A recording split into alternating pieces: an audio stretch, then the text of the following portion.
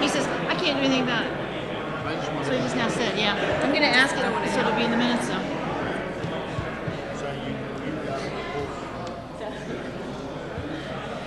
Welcome, everyone, to the Air Medical Committee. We're going to go ahead and get started so that we can stay on time for the day. My name is Stacy Gregory. I'm filling in for Shirley today. I want to thank each of you for coming. We're going to start by having everyone introduce themselves up here, and we'll serve as a check and roll. I'm sorry. Is this better? Yes. Okay. Jan Cody from CareFlight.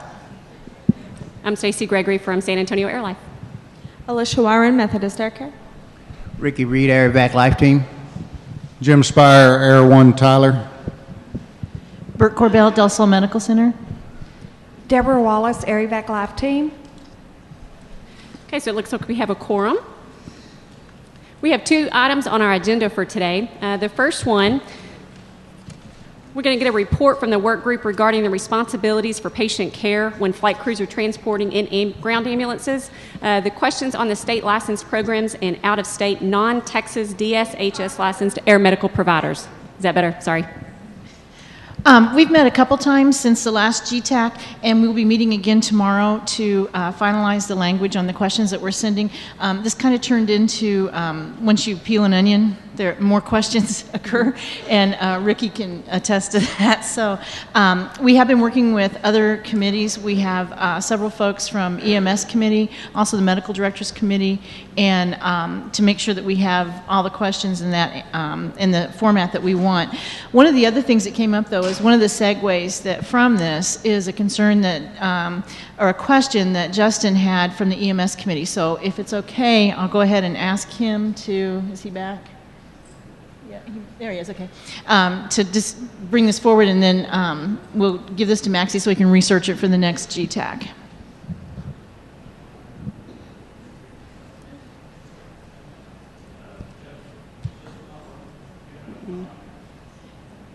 Justin, do you want to take one of those?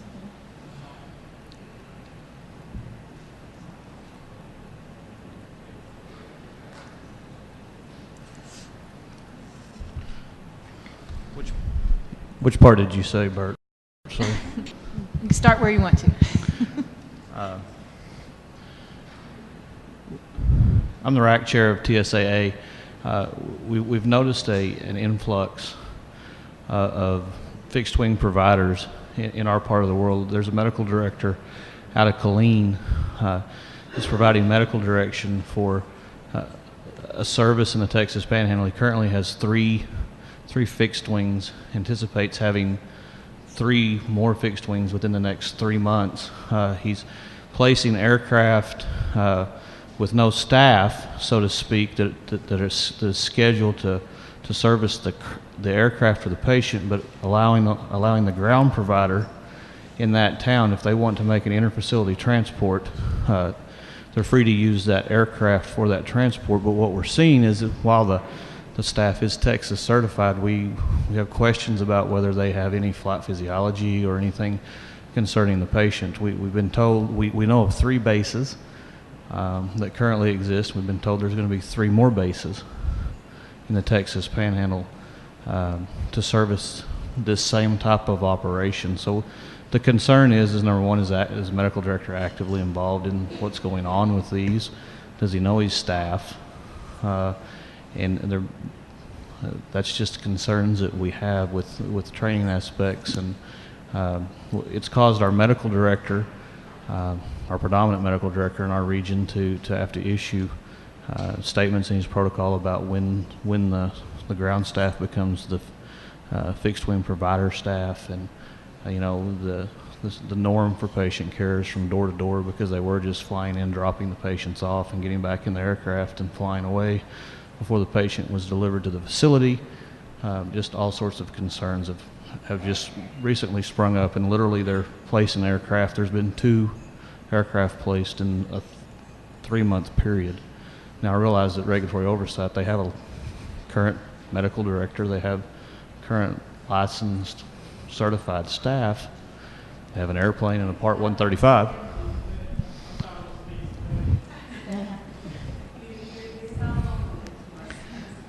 You want to repeat that, or you want me to?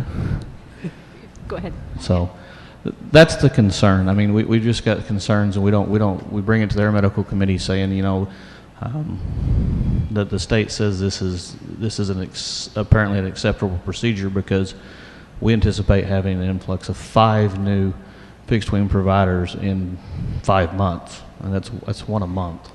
So I do have a couple of questions on your comment. Your fixed wing providers, are they providing scene responses as well as interfacility transfers, or are these only interfacility transfers? Yes. Just interfacility transfers? And I assume, I mean, we're not sure on the dynamic of this either. We're not sure if they're just doing, we can't get clarification from the state, and we haven't really asked the state. We can't get clarification from the state nor from that provider of, we know they're doing interfacility transports. We are not sure about scene flights. And did you say, just for my own clarification, did you say they're transferring that patient to the ground provider and not to the destination hospital? Yes, they have been. Now, the current medical director that services about 38 of our current providers issued a statement in his protocol saying it's recommended that they transport the patient from door to door. And that's what he's requesting in his ambulances. But that's may not always be happening either. Sounds like that almost might fall under EMTALA. So, physician to physician. So Justin, do they have any way to provide competencies? If you have a truck pull up and the EMTs get off of the truck and get on this aircraft, are they taking their own equipment? Are they using the equipment that's on the aircraft? And I guess I should ask that, is it equipped? the aircraft is equipped, yes. I mean, they're using the equipment and the medical direction for the air service provider. So that all the equipment exists. A couple more questions. I'm No, sorry. go ahead. So is this one particular company, or is this more than one fixed wing provider It's that one you particular interact with? company. It's one particular company with Okay. multi bases. And one more clarification. Did you say that the ground EMS providers actually help staff the fixed wing? That is the staff. Okay. Oh, that is it's. That is Oh, the they staff. only staff. Okay. That is their staff. Oh, okay. I mean, the ground provider staff is the staff that gets on the airplane and transports the patient. And they have a contract to do that? I do not know how that. Is it BLS transport? Is it ALS? Is it MICU? What was presented at our RAC is basically what I've told you thus far, is that they're here, they place aircraft in towns that have facilities, and if they want to transport that patient by that aircraft, they're welcome to do so. The gentleman also came up and said that he does not balance bill. He transports pediatrics for free, and he transports pregnant women for free.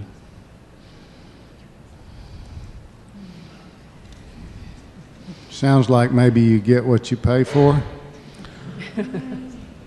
Maybe so. So that's just concerns that we have, and I know this is brand new to our RAC. It's brand new to our region. It's Maxie, where would that fall under as far as if the ground service chose to utilize this form of transportation and equipment, which is what it sounds like? How does that exactly work with the state? If that's a licensed air provider, if it's staffed correctly with the right number of people and everything, they have a medical director. That's it. I mean, we set minimal standards. As long as they meet the criteria as their provider, that's it.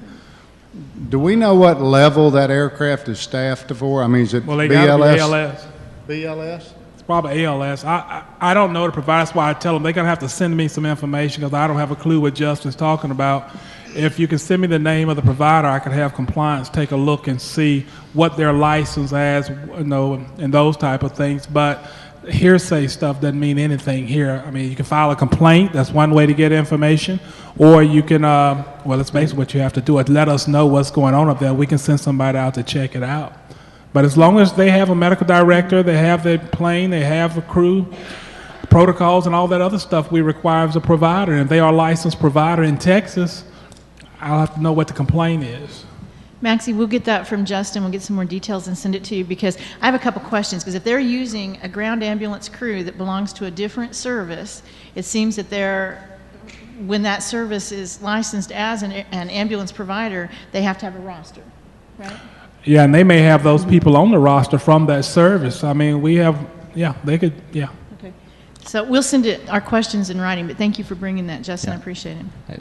And again, I realize that 157 is open and we're still under discussion. So I understand minimum standards, and it's always great to look at those minimum standards and move forward. So I kind of hope that I'll charge that group with that, as looking at that and making sure that we get that covered. Thank you, Justin. If you are interested in the question sending, and if you have any other things you want to bring to the table about providers coming into the state of Texas that are out of state licensed and the care that's provided, you're certainly welcome tomorrow. We'll be here at 2:30 to visit about some of this and get some of our final language so we can get it sent off. Do you know where you're meeting? They canceled the pediatric committee, so we were going to kind of cannibalize that space, so it'd be probably here. And that's at 2:30 tomorrow. Any other comments from the committee? Do you have any of that draft language so far of where you're kind of at? Yeah, I'll email it to you. Yeah. Thanks. All right, we have a fairly short agenda. So the second item on our agenda is review of the memo of agreement for mutual aid of emergency medical services in disaster for air medical responders. We're going to be discussing any areas of concerns, reasons for non or slow responses, and then there's a link on the agenda that would take you to this open enrollment. I know there's been a lot of discussion amongst air medical providers and organizations. In fact, I believe there's going to be some discussions even following this meeting in the TAMES meeting, which is, I'll get the room number in a moment, but was meeting immediately following this committee. And then there's also an additional discussion meeting on Monday with a group looking at the possibility of joining forces with the EMTF group. So I'm going to open this up for discussion amongst this group. Anybody that has areas of concerns or if you want to discuss the reasons for the slow or the non-responses to the MOA.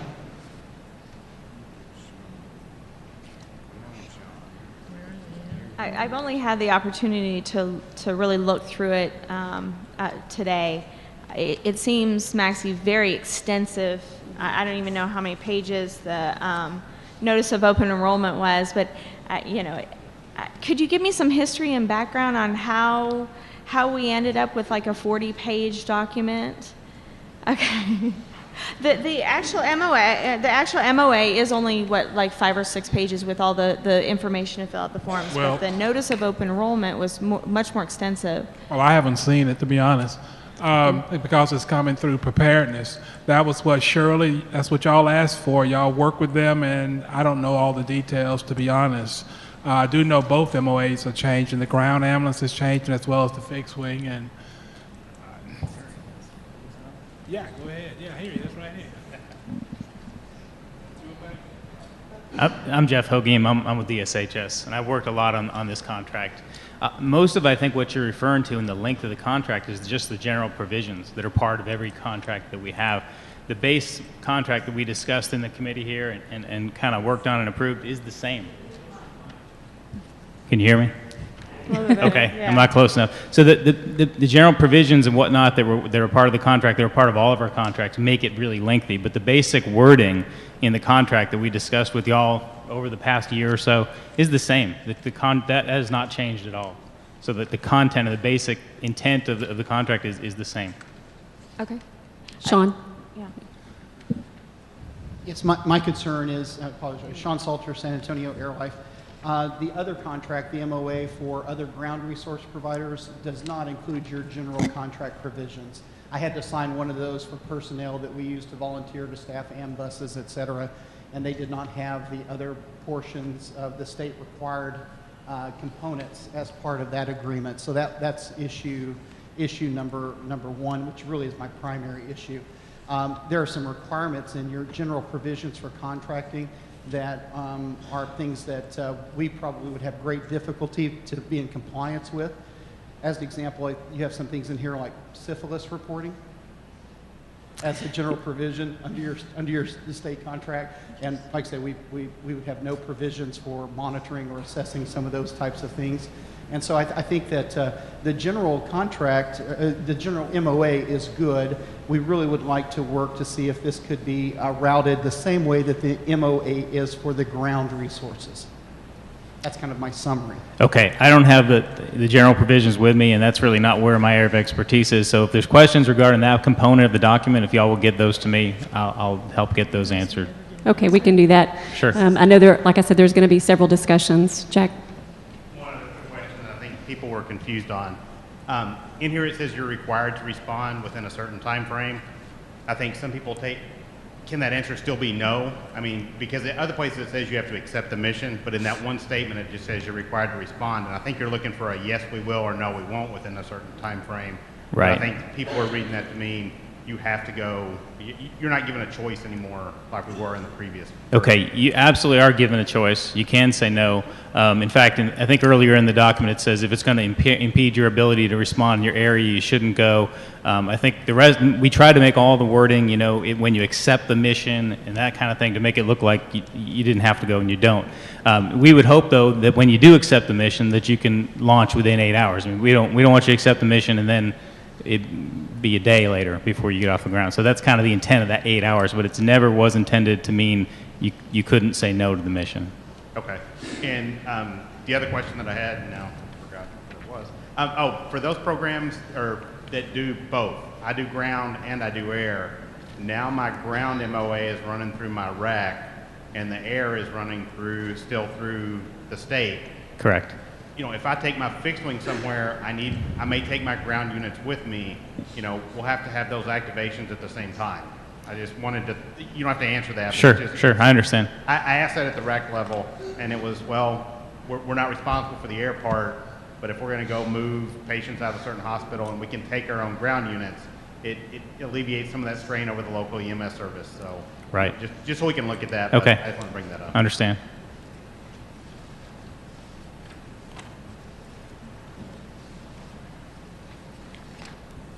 There were only a couple other things that I kind of had questions on. On your Exhibit A, for the rates, it does a lot for reimbursement on the fixed wing side for multiple patients, but a lot of our aircraft in the state of Texas, our rotor wing actually has the opportunity to fly multiple patients. So it'd be nice to have maybe that statement or whatever qualifying statement you want in there for multiple patients to also live in the rotor wing section of the reimbursement. In Section B where the note is?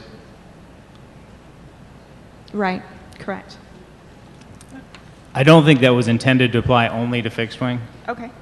Where that note is, but I can see where it looks that way. So let me look at that. Let me check on that. Okay. The only other question I had was on the actual MOA on Section 3, Section C, payment for services under C. It says that the air ambulance provider shall timely submit paperwork. Is timely defined anywhere? What that is? I think it's 90 days, but I'd have to look further in the document. Okay, so it's after the billing process that's described later, and you've gotten your payments or you have not. It's at the end of the 90 days is what DSHS is considering timely.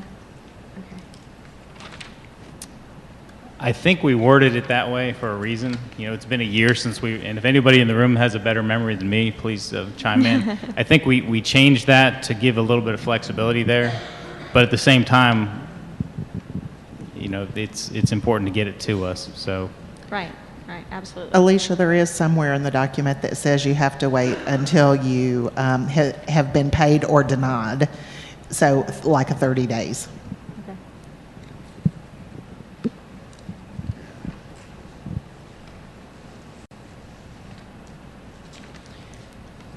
Any other discussion from the group or from the committee? Does anyone, actually one other question, does anybody remember on the ground side if there was a 60-day prior termination clause? Because this one has a termination clause that if you want to terminate your agreement with the state, there's a 60 days in here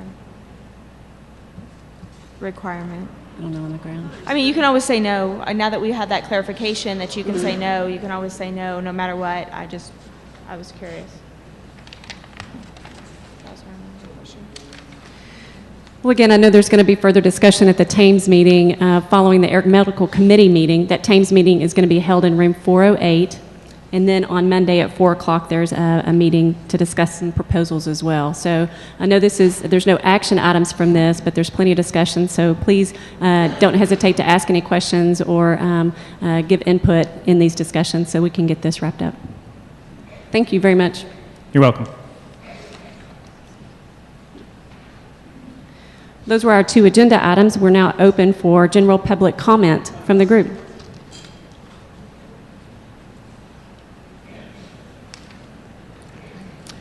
I do want to take a moment to make an introduction. We have a gentleman by the name of Rick Sherlock, who is the president and CEO of AIMS, the National Association of Air Medical Services. I was just going to take a moment, introduce him, and let him address the group. We're very happy to have you here today. Thank you. Thank you very much, Stacy. I'm not going to turn my back to everybody, but it's a great pleasure for me to be here. I've been with the Association of Air Medical Services now for 8 months, and I've learned a great deal about both EMS, air medical transport, ground critical care transport, and being able to come and meet with you all and to be able to come to the TAMES meeting as well and to be able to talk with a variety of different programs over the last 8 months as well. I've tried to see as many as I can, and I've seen about 6-7 dozen different programs across the nation and in other countries over the last 8 months, and it's helped orient me to our industry. It's helped orient me to the issues that we as the trade association should be paying attention to, and I want everyone to know that if there are issues that AIMS can help with, issues that AIMS needs to pay attention to, then please get in touch with us. I'll guarantee you, though, I'm sure I don't know the answers to the questions, that I can find smart folks like Jack and other folks who can help me find answers to those questions. So please make sure that you know and feel free to get in touch with us with things that we need to do. Just by way of background, I spent 33 years in our Army as a helicopter pilot, among other things. I bring an operational background to AIMS and the association and the Medevac Foundation, and I'm looking forward very much to getting to know all of you, working with your programs and learning more about our industry. And I'm open to any questions if anyone has questions of me while I'm here. Thank you. Thank you very much. Thank you very much. One other announcement that I would like to make. Our TAMES group here in Texas actually held a golf tournament yesterday prior to the beginning of the EMS conference, and it was very successful. We had 72 golfers, and the proceeds from this golf tournament are going to go to help fund the Hall of Honor, helping fund the family's travel expenses so that they are able to come to that celebration in that Hall of Honor. We are going to be hosting a silent auction in the exhibit hall, and so I would ask that each of you please stop by and place a bid on each of the items after the exhibit hall opens, because again, that will go into that fund as well. All right, so still open for public comment. Anything from the committee? This may be one of the shortest Air Medical Committee meetings we've had, but if there's go ahead. Uh-oh. Sean?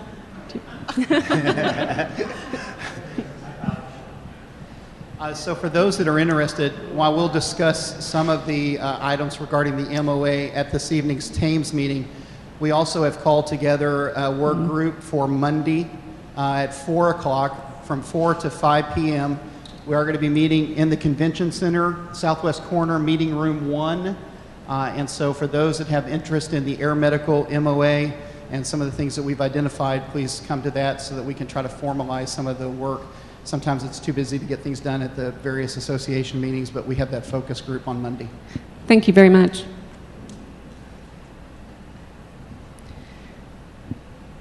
All right, any other items? Yes, Stacy.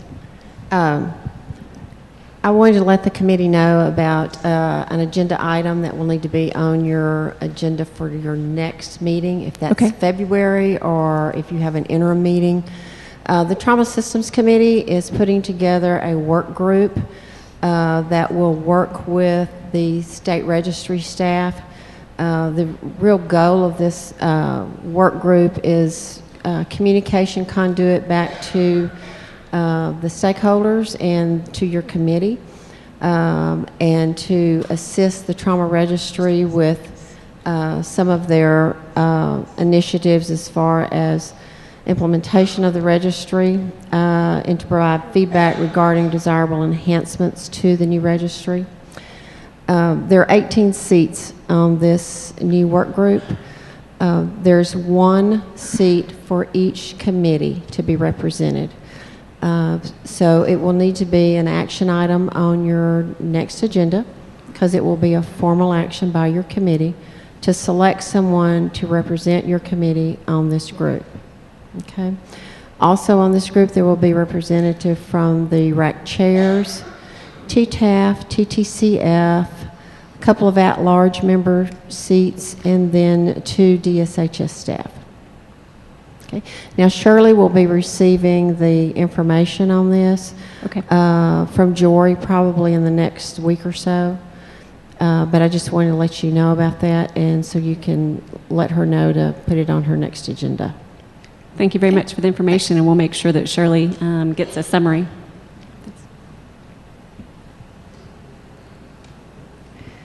All right. If there's no other items for discussion or general public comment, then we will adjourn this committee meeting.